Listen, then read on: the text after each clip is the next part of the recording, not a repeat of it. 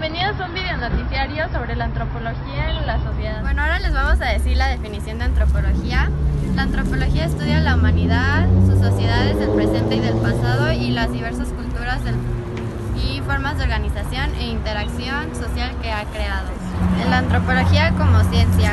Podemos entender que la antropología se toma como ciencia desde que empezó a cuestionarse y a resaltar las diferencias culturales y sociales, al igual que las biológicas y físicas, y se nutre de aportaciones de diversas disciplinas y va más allá de ellas. Hay diferentes teorías en la antropología, como el funcionalismo, que se caracteriza por un enfoque empirista que preconiza las ventajas del trabajo de campo. La corriente funcionalista es la escuela más extendida, se ha llegado a naturalizar y estudiar el paradigma de las ciencias de la comunicación. Es una corriente teórica surgida en Inglaterra en el año de 1930 en las ciencias sociales, especialmente en sociología y antropología social. Algunos de sus postulados son de que toda la cultura tiende a formar una totalidad equilibrada frente a sus tendencias el equilibrio y el cambio. Otro es la estructura social, que funciona como una orientación de necesidades básicas. Cada parte en el sistema social está unido a los demás, y también el funcionalismo distingue entre etnografía y etnología. El primero describe aspectos de una cultura, se introduce en el trabajo de campo por medio de la observación participante y crea una síntesis explicativa de los datos etnográficos.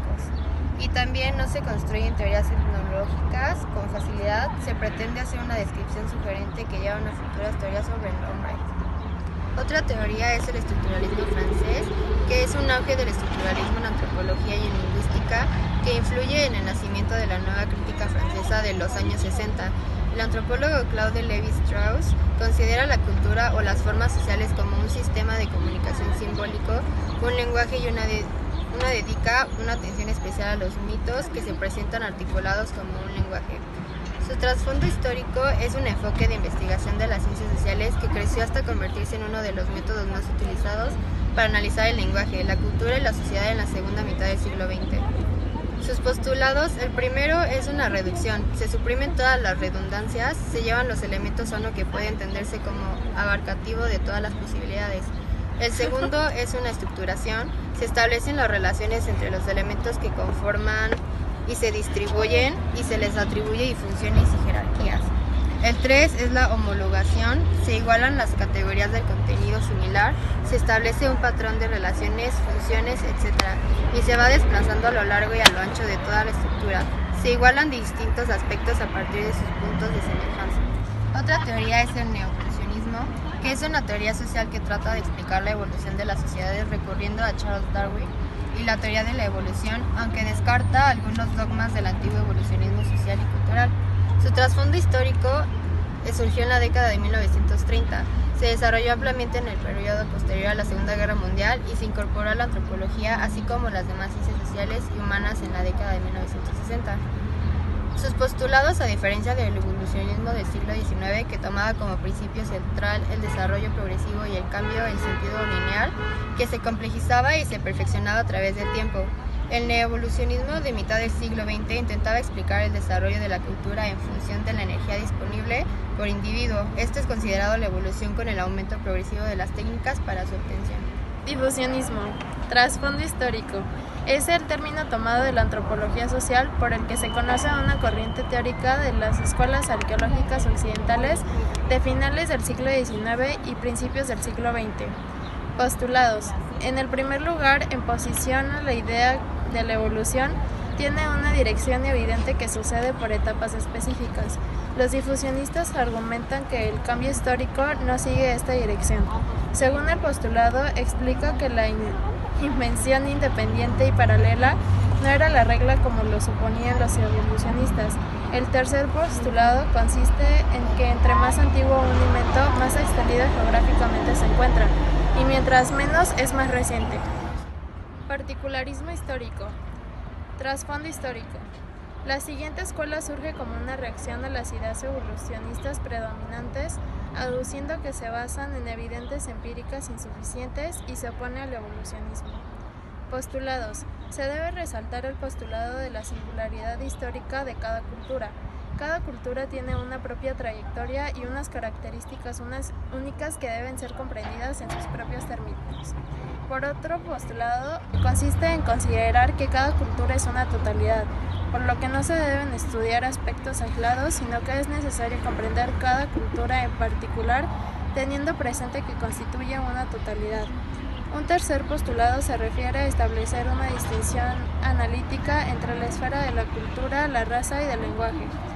El relativismo cultural constituye otro de los postulados teóricos centrales del particularismo histórico. Desde el relativismo cultural se argumenta que no hay culturas superiores a otras, sino que cada cultura es valorable solo en sus propios términos. Y otro postulado rechaza las generalizaciones y postula la necesidad de la observación directa. Las culturas dependen del entorno, por tanto hay que estudiar cada detalle, costumbre y cambio a la sociedad a pequeña escala. La escuela evolucionista, trasfondo histórico. Hacia el último tercio del siglo XIX nace la teoría del evolucionismo. Es la idea de evolución, es decir, el cambio paulatino de las sociedades hacia formas considerables más perfectas. Algunos postulados es que comparando todas las culturas y civilizaciones conocidas, las ordena según su grado de progreso y podría establecerse un esquema de evolución de todas las sociedades humanas. Este grado de progreso o estadio de avance responde a un estadio de evolución técnico-económica. Cultura y personalidad. El trasfondo histórico. El planteamiento antropológico conocido como cultura y personalidad de desarrollo entre las dos guerras mundiales, influenciado por el psicoanálisis de Freud y antropología bayesiana. Los postulados. Retoma aspectos de la obra del célebre psicólogo alemán Sigmund Freud, relacionando las prácticas culturales y las creencias del individuo con su personalidad y viceversa. Reflexión. ¿Cuál es la utilidad del antropólogo para nuestra sociedad en la época actual? En la actualidad, un antropólogo sirve para tratar de comprender las comunidades y lo que también traen con ellas, como los orígenes de la desigualdad social en forma de racismo, sexismo, explotación, pobreza y subdesarrollo internacional. ¿Para qué podemos utilizar sus servicios? Por ejemplo, una empresa puede contratar a un antropólogo para analizar a la parte de la sociedad a la que se dirigen para así saber cómo venderles mejor un producto o un servicio de acuerdo a sus necesidades. ¿Qué aporta a mi persona y comunidad el conocimiento de la antropología como ciencia social? Al conocer más acerca de esta ciencia aporta para mí y para la comunidad el saber realmente cuál es el objetivo de esta ciencia y para qué podemos utilizarla. Además de que así puedo conocer cómo fueron descubiertos muchos aspectos de las sociedades actuales y pasadas.